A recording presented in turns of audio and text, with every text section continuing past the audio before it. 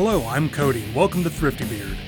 Thriftybeard is a channel dedicated to finding value in things other people have thrown away, gotten rid of, or left behind.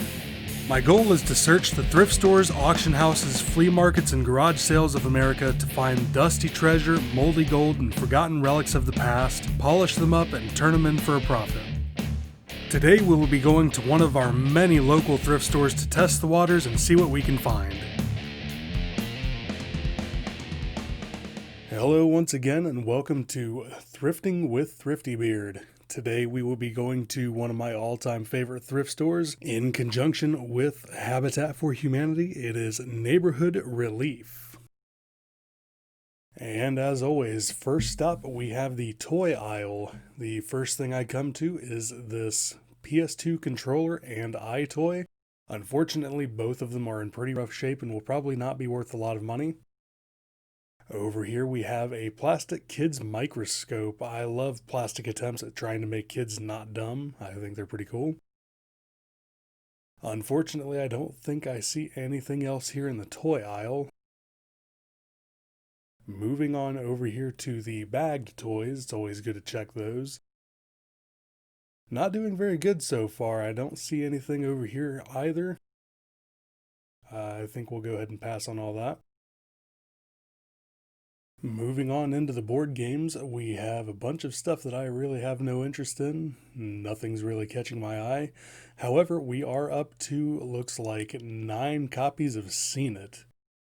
I think we can do better. Let's try for 20 next time.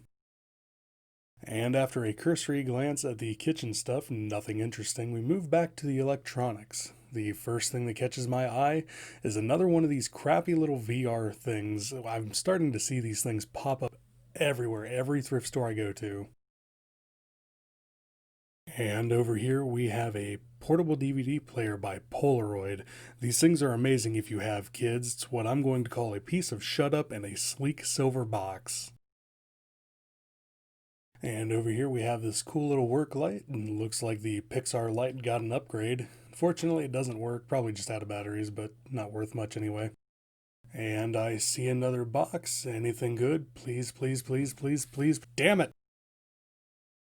We have this cool little battery-powered AM/FM jukebox-shaped radio. Not worth much, but pretty cool. And over here we have a super stripper. These things are really weird. And if we add that to the electric motor, we get a $7 quick bloody death. Sounds like fun to me. And moving on back to the seasonal room, it's pretty empty right now, but very, very soon it'll be filled to the brim with... Anyway, we come next to the glass case and I find my Viewmaster. They still had it. I'm very happy about this and I'm excited to see what it could potentially bring. And I don't feel quite so stupid for having passed it over last time. And on my way back to the big object room, I see a kid's first class ticket to an orthopedic surgeon. This thing looks like it's seen a lot of use and a lot of fails. And continuing on into the big object room. Nothing to note at first, mostly desks, chairs. There's a terrarium, power chair, typical stuff you would normally find back here. We have a clothes rack in the shape of an exercise bike. And this thing is still here. I want this gone because I want to buy it, but I don't want to go through the trouble of trying to sell it. But it's such a low price, I'm having trouble saying no. I wish it would disappear already. On over, we have an awesome little drum set. Decent cymbals, kinda, sorta. They're asking a little bit much for it, for what it is, so I'm going to have to pass today. But again, I still really like seeing music equipment in thrift stores. Next up, I think we'll take a trip down the craft aisle. I usually avoid this aisle because there's not normally a lot down here to resell.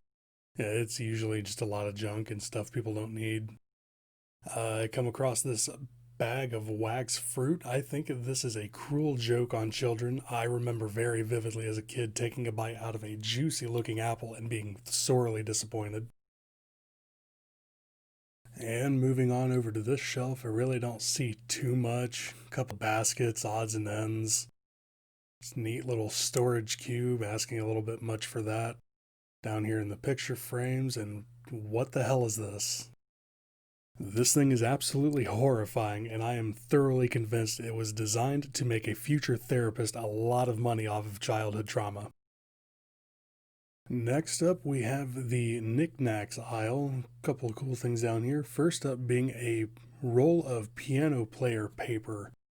This one's called When It's Springtime in the Rockies. I don't actually know that one, but I'm still going to buy this at 99 cents. I think this thing is really cool. It might sell, not entirely sure, but regardless, I like it, so it's coming home with me. And up here we have one of the very few alarm clocks that can actually wake me up. Over here we have a nice horrifying clown straight out of Poltergeist or The Exorcist, musical revolving head clown. That sounds pretty creepy. I think we'll take that. And I think we'll hit the household items and electronics one more time before we leave. Down here I spot this really old box. Looks like a Wrinkle Away. Huh, kind of interesting. I like the old artwork. Put that back. You know what? On second thought, I have to get my grandma a Christmas gift, and she's always saying how she wants to look younger. I think this will do the trick. Alright, that'll be it for today. We walked away with the Polaroid portable DVD player and the Viewmaster that I missed out on last time, a player piano scroll, and a haunted musical revolving head cone. We also happened to walk away today with an International Harvester deep freezer from 1954. Unfortunately, I didn't get any footage of this while in the store, so I do apologize for that. It is untested due to the frayed cord, but I know for a fact these are highly collectible. I know a little bit about International Harvester, not quite as much as some of my other family members though.